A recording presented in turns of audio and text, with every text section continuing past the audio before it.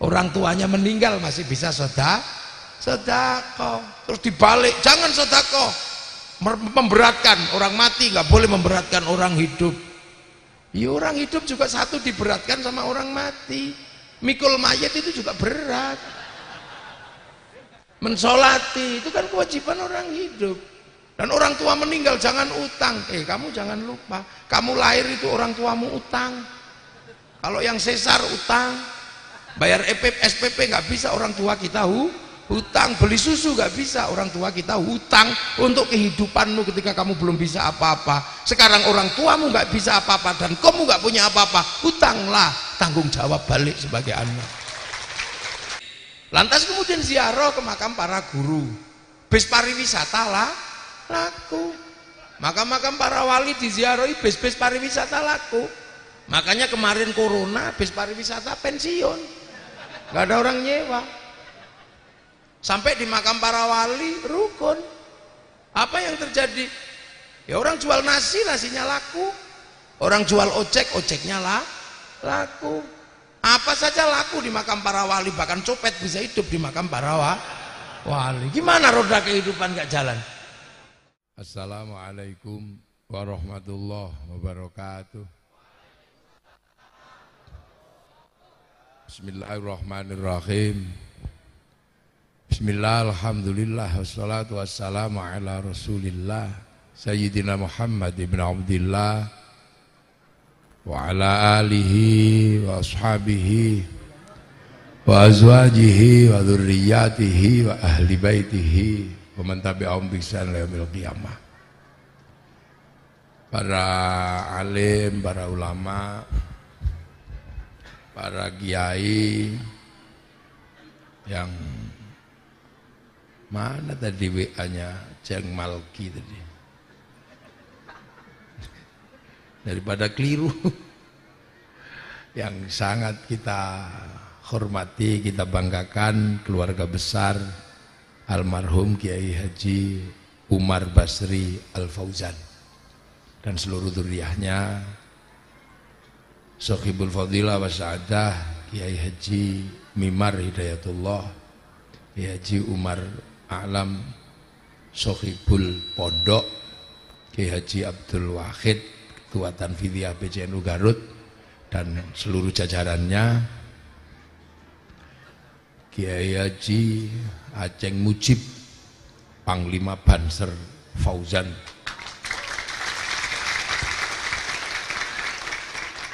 keluarga besar Fauzan 1 sampai 8 yang saya hormati, yang kita banggakan dan kita cintai, seluruh jajaran Muspida Garut yang hadir atau yang mewakili. Pak Bupati ada?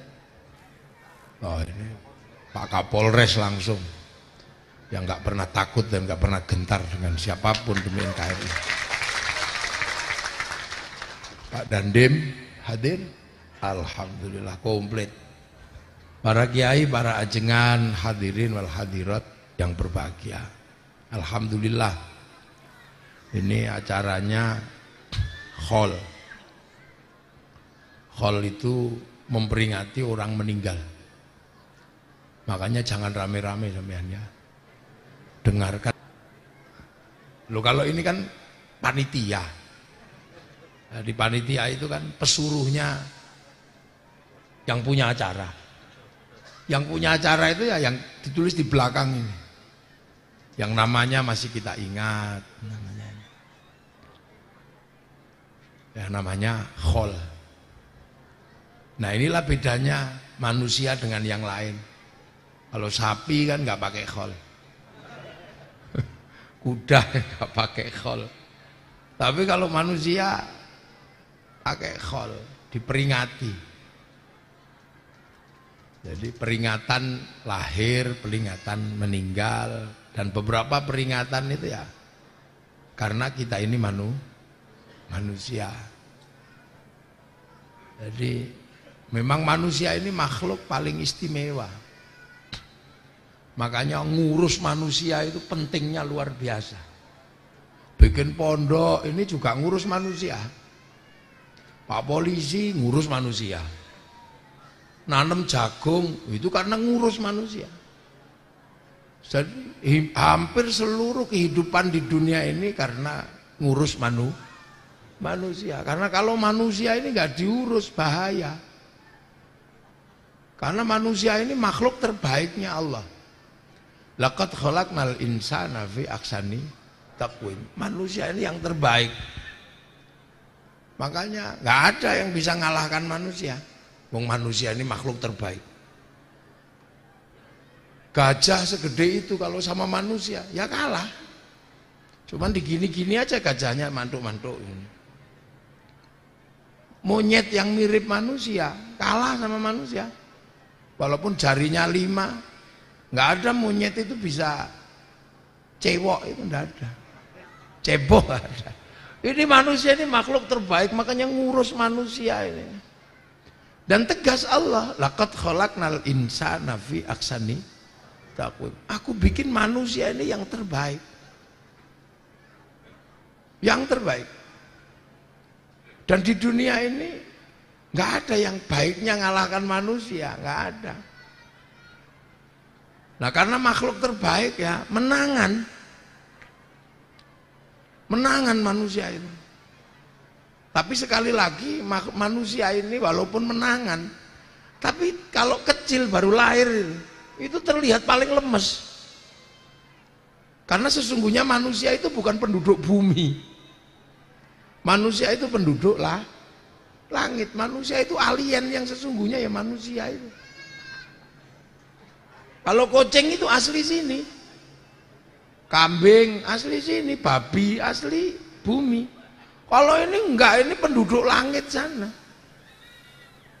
Diturunkan ke sini yang terbaik untuk mimpin. Makanya kalau salah urus terhadap manusia, bubar dunia ini. Kalau salah urus terhadap harimau, nggak apa-apa. Urung, tapi kalau manusia sampai salah urus, ini bahayanya luar biasa. Karena ini alien. The real alien itu ya manusia. Turun ditanya, alastu birabbikum. Kamu ingat nggak kalau aku ini Tuhanmu? Manusia jawab, qalu bala syahidna. Iya ya Allah, aku jadi saksi engkau itu Tuhan. Makanya manusia ini karena bukan penduduk asli sini, makanya kalau lahir kan paling lemes. Sapi lahir seminggu udah lari. Babi hutan lahir langsung lari. Wong penduduk asli. Mentok lahir langsung lari wong asli sini. Lah manusia karena nggak asli sini, kalau lahir lama dia menyesuaikan dirinya.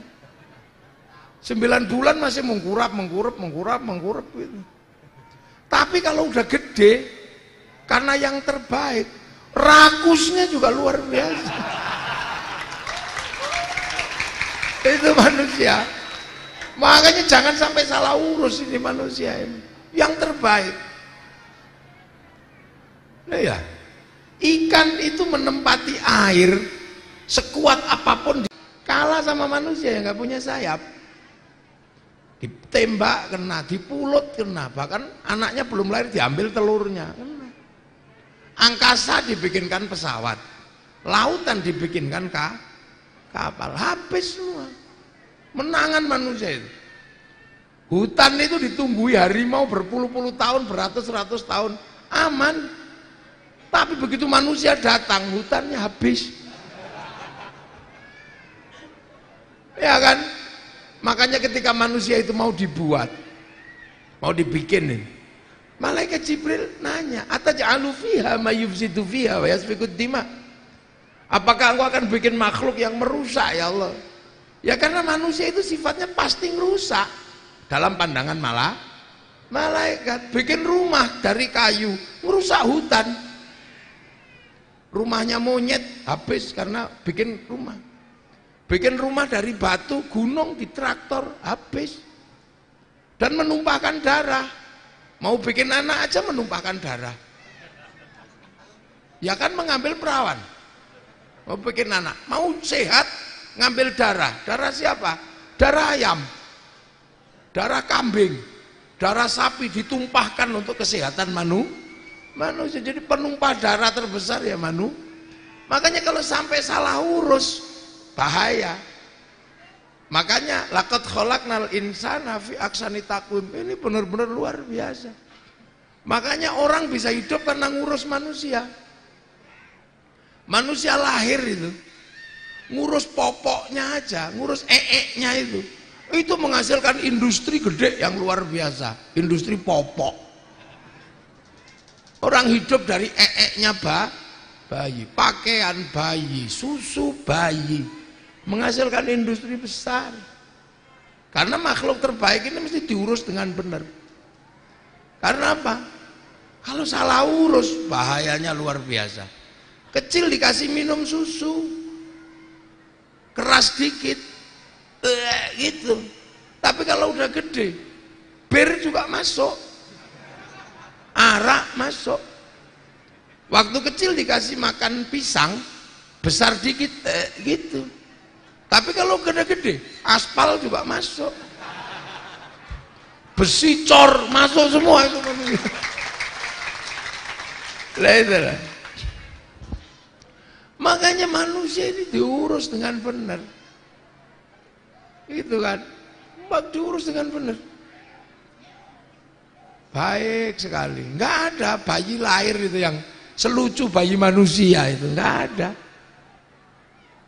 Cium-cium, disayang-sayang, sampai kadang bapaknya lupa, ini anaknya siapa? Kamu anaknya siapa? Tak intung, ngintang-intung, lupa. Lahir bayi tengok semua. Bayi paling istimewa, nggak bisa ngomong, sampai dikerok emas lidahnya. Pada akhirnya nggak bisa jalan, dituntun jalan, nggak bisa makan, ditulang. Sampai kemudian jadi orang yang sangat kuat dan menunjukkan kekuatannya. Semua pensiun karena manusia. Dulu jin itu paling seneng karena jadi pelayan manusia. Sekarang jin pensiun. Jin yang bagian ngangkat berat dulu, sekarang pensiun karena manusia punya bulldozer. Pensiun. Dulu jin-jin seneng karena bantu manusia, saipi angin. Sekarang manusia bisa bikin pesawat. Dulu jin-jin seneng bantu manusia pakai telepati. Sekarang handphone. Dulu bantu manusia yang jatuh cinta tapi ditolak. Suruh nama tekaji hajiku jaran goyang gitu kan. Sekarang pensiun karena cinta tumbuh dengan Avanza.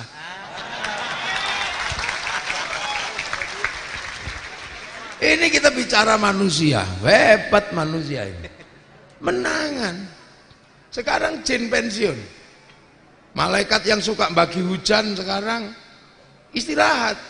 Karena kalau nggak hujan, mendungnya digarami. Biar hujan. Malaikat yang menunggu kelahiran pusing sekarang, belum waktunya lahir disesar. Jadi nggak ada lahiran sekarang, angkatan. Ya karena diangkat semua.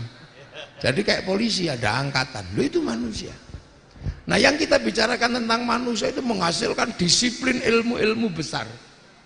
Perguruan tinggi, pesantren, ini semua karena ngurus manusia. Dan kita lihat kan industri-industri besar, industri perang, ngurus alisnya manusia aja bisa jadi industri alis.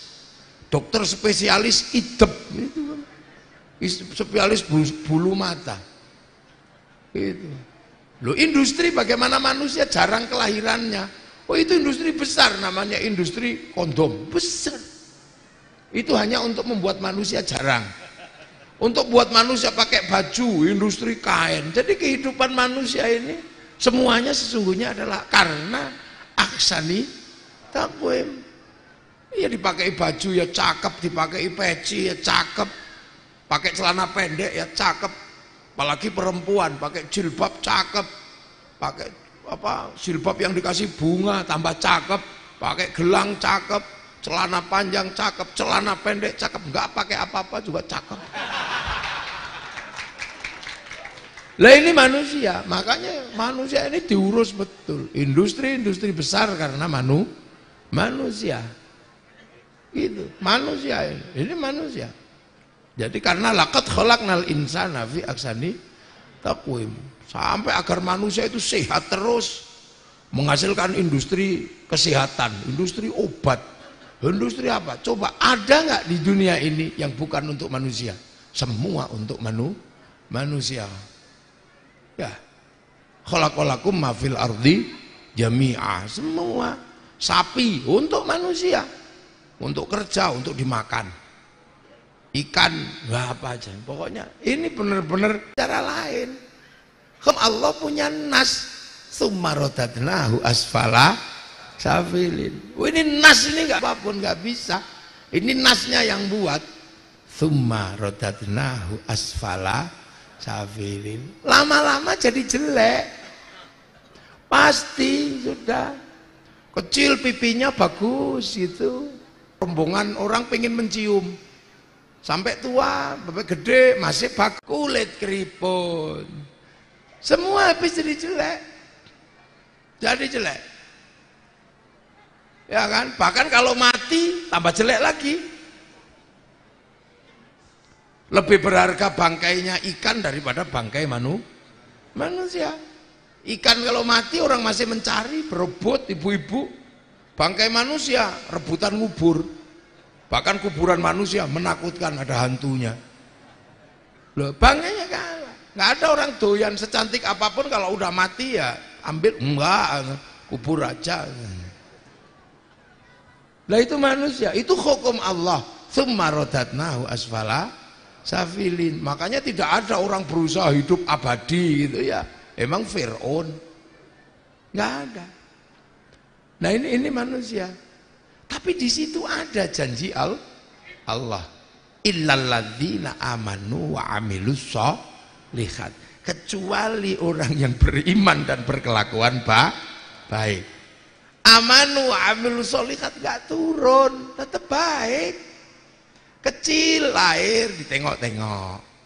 Dia baik, rumahnya dijenguk. Begitu orang ini mati, kuburannya juga ditengok orang. Lahir dituntun-tuntun, besar jalan sendiri. Begitu orang-orang ini, orang baik ini, para kiai, para ulama yang aman wa amilus sholihat ini, ketika nggak bisa jalan, orang masih rebutan untuk nonton. Kecil nggak bisa ngomong, diajari ngomong. Begitu gede ditunggu omongannya. Sampai tua orang menunggu kalimatnya. Loh itu amanu wa amilus sholihat.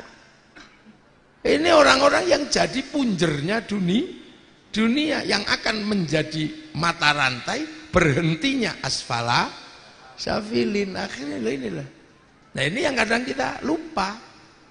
Kenapa orang meninggal masih ingat? Ya karena ini manusia yang amanu wa amilus sholihat. Hidupnya ngurus orang, rumahnya penuh orang, meninggal kuburannya juga penuh orang.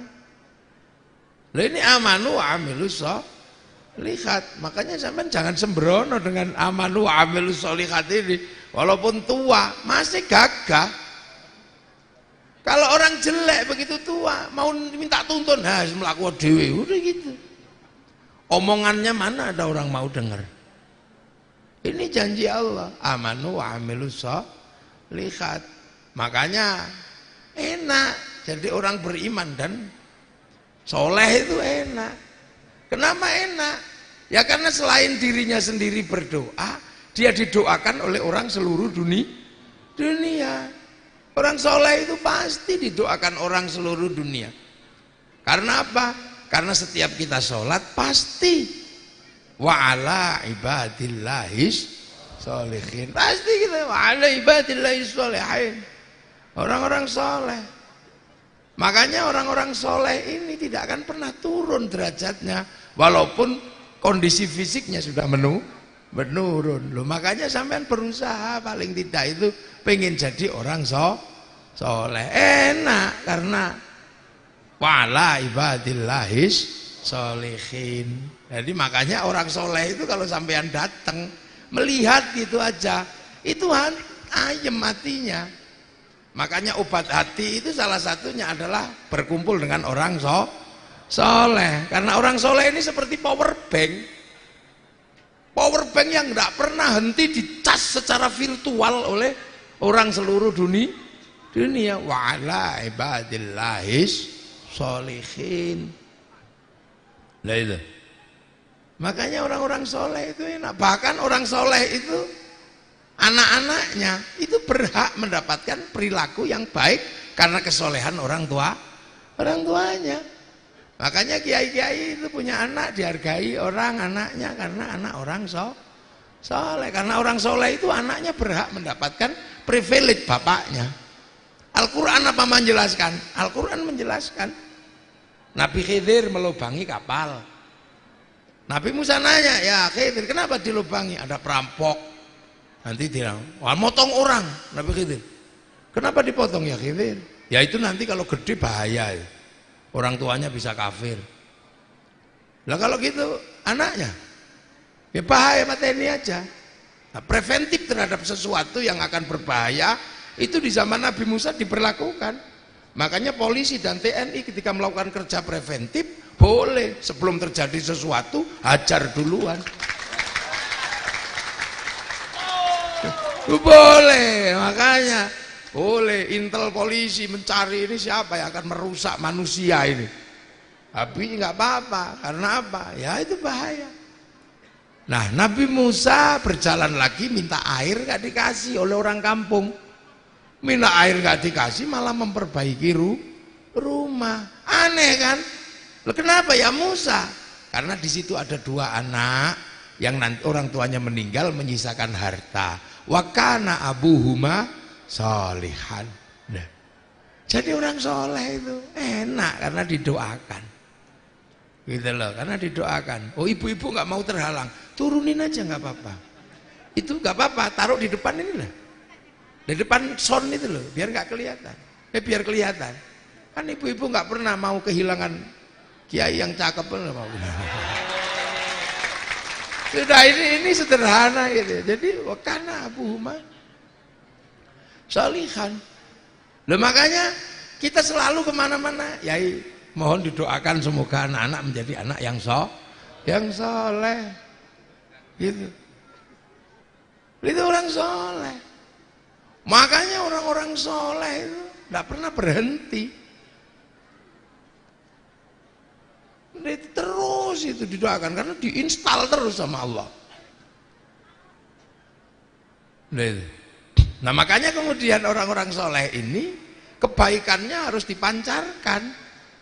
Untuk apa? Karena kesolehan itu adalah bisa kemudian menghasilkan pancaran yang besar. Karena doa ini akan menghasilkan setrum yang besar. Makanya orang-orang soleh itu kalau melakukan sesuatu nggak mau sendiri. Dia nggak mau sendiri. Tapi pengen kesolehan itu dinikmati banyak orang. Makanya orang soleh itu kalau di Indonesia berdoa aja nggak mau sendiri. Tapi pengen bareng. Akhirnya orang-orang soleh ini barokahnya dinikmati oleh semua orang. Berdoa, orang solehnya berdoa. Yang merasa nggak soleh, amina, amin gitu. Amin. Kalau kecapean, amin. Kiainya yang soleh paham, alhamdulillahirabbil alamin. Akhirnya orang soleh yang tadinya sendiri berdoa, karena perintah berdoa itu kan sendiri. Perintah apa? Ud'uni astajib lakum idza sa'alaka ibadi anni fa inni qarib ujibu da'watad da'i idza da'an. Itu kan perintah sendiri. Tapi ketika orang soleh, perintah itu menjadi pancaran yang indah. Karena semua terus pengen berdoa sama orang soleh. Begitu yang pengen berdoa semakin banyak, dibawa ke alun-alun Garut, namanya istighosah kubra. Akhirnya begitu sampai alun-alun Garut, orang jual nasi datang, jual bakso datang, dapat barokahnya orang soleh. Tadinya di rumah berubah menjadi kekuatan sosial, berubah menjadi gerakan ekonomi umat. Duh, ini Indonesia. Makanya orang soleh di Indonesia ini indah. Makanya kenapa Islam di Indonesia itu indah, karena orang soleh memancarkan kesolehannya. Akhirnya orang beli tahu, karena orang istighosah, duitnya barokah. Beli tahu, tahunya barokah. Dibawa oleh tukang tahu pulang, sampai rumah biaya SPP. SPP-nya barokah karena duit istighosah. Akhirnya anaknya dapat ilmu barokah. Loh itu Indonesia. Jadi yang kita nggak ngerti kadang. Orang soleh disuruh sholawat, innallaha malaikatahu yusholluna alan. Tapi sendiri juga nggak apa-apa, salam Muhammad, salam Muhammad, salam Muhammad. Tapi kesolehan orang yang didoakan oleh orang banyak, feedbacknya ada, outputnya ada. Makanya ketika sholawat mesti ngajak tetangganya, ayo bareng-bareng, tangganya ikut. Lahirlah namanya sholawatan. Ya terserah mau model apa, monggo. Mau wassalamun mustamirun kulakini atau jantan, terserah. Di masjid sebelah situ, masjid sebelah situnya lagi, ya Rasulullah salamun alaik ya Rafi Asya niwantaraji ada fataya ji ya wailal ju ya wailal jud diwal karam. Ini NU asli kayak gini. Iya, yang dari Jawa, lagu Jawa. Ya Nabi salam alaika, ya Rasul salam alaika, ya Habib salam alaika, salawatullah salam alaika. Ayo praune wis nengar yang Jawa. Yang Sunda, ya Rasulullah salam salamun alaik, ya Rafi Asyani niwan daraji adwatan ya jiratan ratal alami ya eslilin macecudala. Akhirnya sholawatan tadinya sendiri. Barokahnya orang soleh, semua bisa mendapatkan barokah. Lama-lama yang ngajak sholawat semakin banyak. Kumpulin aja di alun-alun Garut, hasilnya Garut bersolawat. Kalau sudah kayak gitu semua dapat barokahnya. Barokah apa? Ya barokahnya orang soleh sholawatan. Yang jual spanduk, jual slayer laku, yang jual gagang pancing laku gini. Lah, semua mendapatkan barokahnya. Akhirnya orang pulang ngaji, roda ekonomi berputar, mulutan sholawatan di mana-mana, rejepan pengajian di mana-mana, tidak pernah berhenti. Sehingga negara menikmati sektor informal yang bergerak walaupun tanpa investasi. Ini negara, makanya Indonesia aman. Nah, ada orang mati, orang soleh mati kan, meninggal. Orang soleh meninggal. Tapi bahwa orang soleh yang meninggal ini atau siapapun punya rumus bahwa mendoakan orang tua itu adalah kriteria wawaladin solihin ya da'aulah, anak yang soleh. Jadi siapapun yang mendoakan orang tuanya ya anak soleh.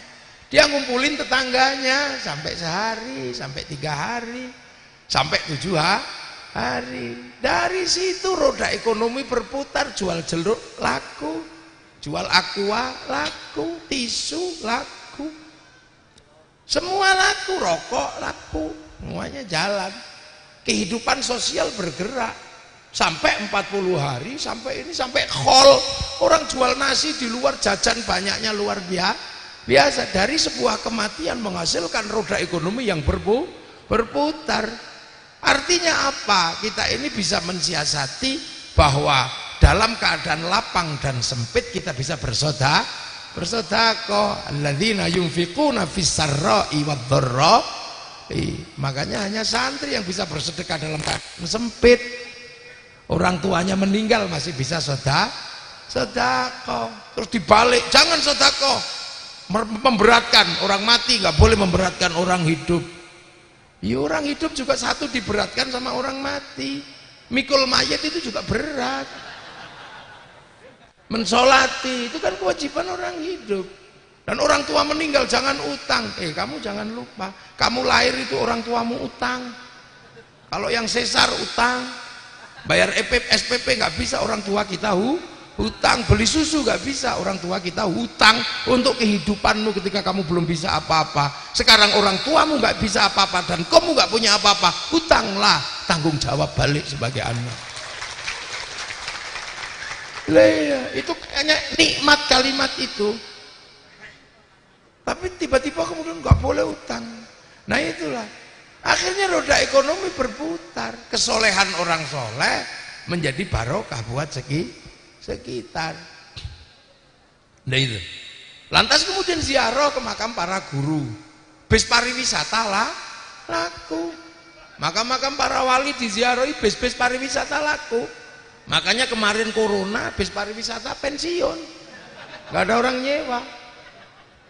Sampai di makam para wali rukun. Apa yang terjadi? Ya orang jual nasi, nasinya laku. Orang jual ojek, ojeknya laku. Apa saja laku di makam para wali. Bahkan copet bisa hidup di makam para wali. Gimana roda kehidupan gak jalan? Ya. Di makam rukun. Sallallahu alaihi Muhammad, sallallahu alaihi Muhammad. Tapi rombongan berikutnya masuk, la ilaha illallah, la ilaha illallah. Enggak ribut. Tenang aja, gantian, enggak usah gantian Pak, enggak. Rombongan sebelahnya ila kadratin nabiyil mustofa Muhammadin sallallahu alaihi wasallam Fatihah. Sebelahnya datang. Itu kan ibadallah rijalallah aghithuna li ajlillah wa kunu lana lillah azanaqdha bifadlillah. Rukun. Sebelahnya datang ngawiti ingsun biasa. Satu lagi datang nggak bawa rombongan, jaketnya bagus, rapi, dikira copet. Ini pasti copet karena nggak bawa rombongan. Tengok. Tiba-tiba buka jaket, rombongan dari Fauzan ditunggu di bis. Ini biasa aja. Betapa indahnya. Lantas kemudian begitu ziarah kemana-mana, akhirnya orang Garut ziarah ke Cirebon. Rindu dengan tanah Cirebon karena ada makam Sunan Gunung Jati. Ziarah Jombang, rindu dan cinta dengan tanah Jombang karena ada makam Gus Dur dan ada makam Kiai Hasyim. Ziarah Surabaya ada makam Sunan Ampel. Ziarah ke Banten ada makam Maulana Hasanuddin. Ziarah kemanapun, akhirnya seluruh tanah yang diziarahi di mana gurunya bersemayam menghasilkan kerinduan dan rasa cinta. Kalau itu dipupuk di seluruh Indonesia, itulah cikal bakal utama cinta pada tanah air. Nah itu, makanya enak, ayem Indonesia itu, tentrem. Jadi sampean jangan kira kemudian wawaladin solihin ya ta'ulah itu bagian dari amanu wa amilus lihat semua lingkaran ini, lingkaran amanu wa amilus lihat. Nah, makanya jadi orang itu ya berusahalah menjadi orang soleh. Kalau enggak ya temenilah orang soleh. Kalau enggak ya sudah anaknya orang soleh kita temeni. Udah gitu aja. Lah ya kan. Ya makanya terus ini jelek-jelek begini, turun orang soleh. Itulah dan itu jalan. Hormat orang terhadap anaknya orang-orang soleh. Apa jalan semua di Indonesia. Itu. Nah itu yang menyebabkan kenapa kehidupan di Indonesia ini stabil. Kenapa stabil? Kenapa Indonesia menjadi tentrem? Ya karena orang soleh yang bergerak seperti ini.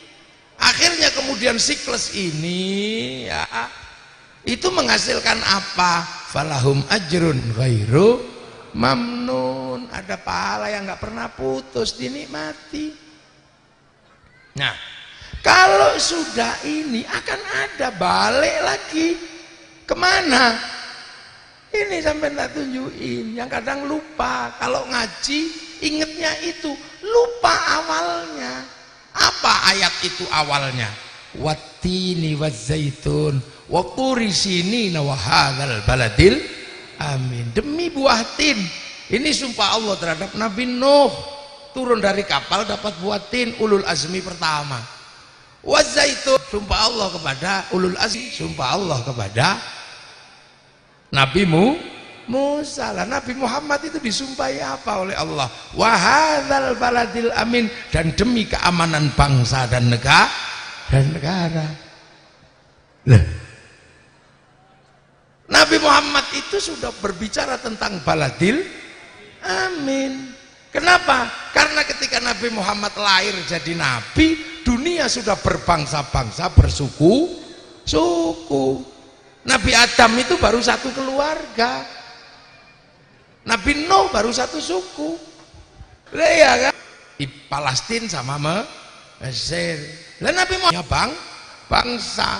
Makanya Nabi Muhammad harus mengemban keamanan manapun. Maka wahadzal baladil amin, Rasulullah membentuk piagam Madinah.